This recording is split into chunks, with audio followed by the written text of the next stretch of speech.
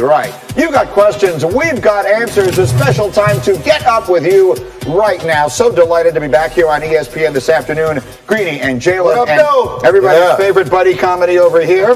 Jay and RJ, everyone's asking me questions about the two of you guys. I got all kinds of stuff working here today. Questions about him? No, most of them not so much about him. Anyway, we are jam-packed, delighted to be here with you for 90 minutes until SportsCenter starts at 6 o'clock Eastern. And we had one very big NBA story drop today, just not the one we were expecting.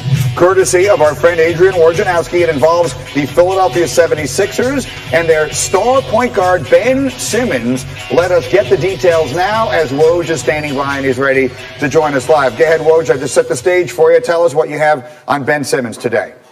Well, Greeny, the Sixers have offered Ben Simmons the full 5-year max contract on his rookie extension. That would be 5 years, $170 million, and they're going to continue to talk with Simmons' agent, Rich Paul, in the coming days, weeks, and there's an expectation that they'll get a deal done. They have until mid-late October when rookie extensions. There's a deadline for them. They have all summer to work through it. Probably won't take that. It's a pretty cut and dry max deal, and as you'd expect for Ben Simmons out of the gate. It's really a no-brainer for a player of that caliber, and they'll get that done at 5 years, $170 million.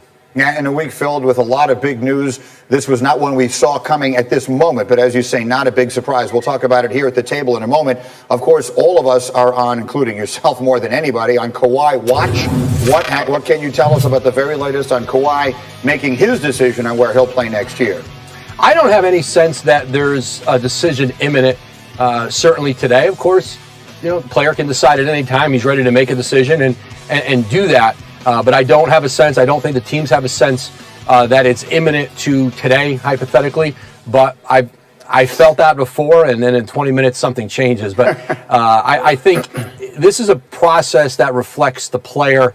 It's been very quiet. I think the teams, all of them, really they value keeping the details of meetings, timing, really in the dark, because I think nobody wants to do anything that upsets Kawhi Leonard, his representation. They want it to be a quiet, private process, and the teams have certainly buttoned up in that way and are trying to get through this week and get, make the cases they can make to Kawhi Leonard and, Toronto, the Clippers, the Lakers, and one of them try to get out of there with, the commitment from, one of, the very best players in all the world right now. That's a very good point. When you consider maybe the slight surprise of all these names going off the board as quickly as they did, they removed sort of the pressure to move quickly here. Kawhi is in no rush, and I guess the teams aren't really waiting for anything significantly more than him either. Outstanding work, Woj. As always, thank you. And if there is anything new, Woj will be standing by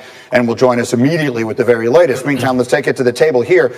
And Jalen, I feel like I know what you're going to say. I told them in the meeting this afternoon. I know what Jalen is going to say because you said it to me before. So I'll put this in the form of a question. Do you believe in the long run that Joel Embiid and Ben Simmons are suited to be together as the two best players on a team and win a championship? Not the playoffs. So I guess overall the answer has to be no. Until Ben Simmons will attempt shots outside of the paint. These guys played a lot of basketball. I didn't say make a shot outside of the paint. I mean, attempt one. Here's what I mean. Throughout the regular seasons, perennial all-stars. They're going to be dominant. And by the way, I'm saying this because I think Ben Simmons is so very good that he can actually have his own team built around him. But since this team is going to be built around Joel Embiid, in the last 2.5 minutes of a game, you want him on that left block, 15 to 18 feet away from the basket. You want him to draw double teams, or you want him to take advantage of one-on-one coverage. Where's Ben going to be? Not at the three-point line. He's going to be on the baseline on the dunk spot. And then in today's games, you can zone up. And that's one of the things teams have done to them in the playoffs. 1,000% agree. 2 seasons, regular season, playoffs, you can double team him every time. And then what did you see in the playoffs? Even sometimes you can hack a Ben. He shot 58% from the free throw line. Now, Jalen, I heard you make the point before, he's shooting with the wrong hand. And that's something that we've seen guys work on. True story, RJ. We've seen guys work on. But my thing is that I know he's 22. I know he's still young in the big scheme of things.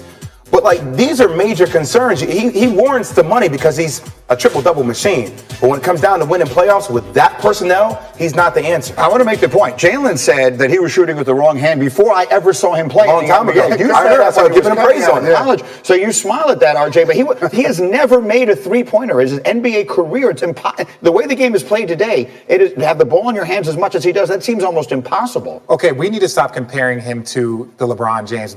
Let's compare him to people that are a part of his generation. Let's compare him to Giannis, right? Giannis attempted a career high in threes this year.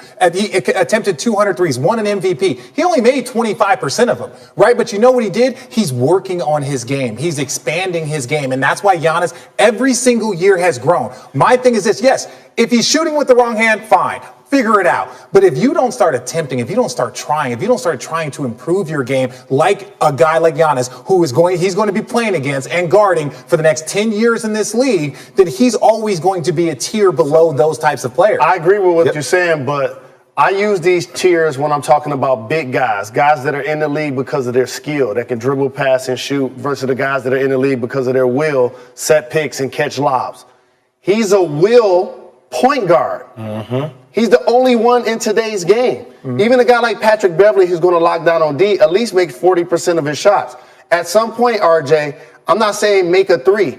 I'm saying attempt a 15-footer. No, but that's what I'm saying about Giannis. Giannis isn't making a great percentage. He's at least attempting it. That, to me, shows that there's work. What does it say to both of y'all? But what does it say to both of y'all if he's not attempting a shot outside of the paint? And I'll say this. I don't put Giannis and Ben Simmons in the same conversation at all. No. But at all. When we're talking, with all due respect to Ben. No, but we're talking about guys that are the same generation. They're in the same age group, and they're going to be playing against each other for the next 10 years. He's not going to be playing against Bron for the next 10 years. He's not going to be playing against. These are the guys that are going to be ushering in the next. I also NBA. think when you get to the playoffs, when it becomes a half-court game, and Joel Embiid takes up so much of the paint because you don't want him floating around too, then you consider there's not a lot of place to drive and attack. Where Giannis, it was all about space. Yeah. Brook Lopez knocking down threes, guys on the perimeter. Can I just say something that I have to believe a lot of other people are thinking? Yes, he has certain abilities on a basketball court that jump out so quickly at you that you can't help but be mesmerized. But the way the game of basketball is played, if you cannot shoot at all, you can only be so valuable. I don't care what else he can do. $170 million is a lot of money for a guy who will not make any more shots outside the paint than I will. He can still be a tradable asset. Well, you can pay him, but you don't have to keep him. Listen, he's a great young player. He can score. He makes people around him better. He's one of the best defensive young players in this league. So he has a lot of different things about him that are great. And when we're talking about him and Embiid playing together, no, they do not mesh well long term. There you go. They do not mesh well long term. That's the point. That's the point. Well, I've agreed with everything you're saying. I don't. Why are you? You have an interesting way of agreeing. My point purely was that if he's not showing progression in his game, then there are a lot more alarms that should go off. Why doesn't he take the shot? Jalen asked a question. You didn't get a chance to ask it. Why won't he try? You're a golf guy. You've seen Tin Cup. You get yips. Like he just has a mental block that stops him. And you know what? If he's afraid to attempt them, that means that even if you're shooting him in practice, he's not even giving us something to go off. He's missed 10 in a row. He's only made 2 out of his last 18. He'd rather have the narrative be like he's not attempting than saying he's 2 for 27. And it's not that he can't be a great player and a perennial all-star. It's just that he has a major flaw in his game. Different levels to it. That's going to have to get some level of improvement. That's a really, really big flaw. I have to break on that thought. We have so much coming here in this afternoon special edition of Get Up, including they have Steph, and they hope to get Clay back.